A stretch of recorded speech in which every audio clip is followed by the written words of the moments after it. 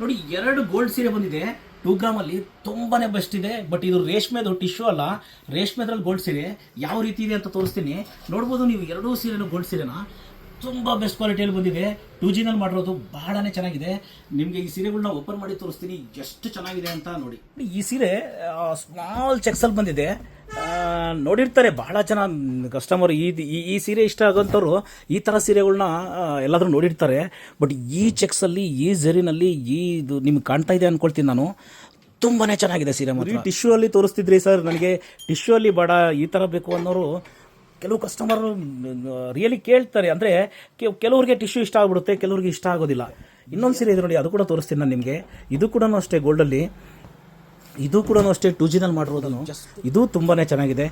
ಮಾರುತಿ ಅವರು ಎಲ್ಲ ಸೀರೆಗಳ್ನೂ ಅವ್ರ ಹತ್ರ ತಯಾರಾಗೋ ಸೀರೆಗಳನ್ನೆಲ್ಲ ಚೆನ್ನಾಗಿದೆ ಅಂತಾರೆ. ಅಂದರೆ ನಿಜ ಹೇಳ್ತೀನಿ, ಎಲ್ಲ ಸೀರೆ ಚೆನ್ನಾಗಿರೋದಕ್ಕೆ ಚೆನ್ನಾಗಿದೆ ಅಂತ ಹೇಳ್ತೀನಿ, ಬಿಟ್ಟರೆ ನಾನು ಸುಮ್ಮನೆ ಎಲ್ಲ ಸೀರೆ ಚೆನ್ನಾಗಿದೆ ಅನ್ನಲ್ಲ.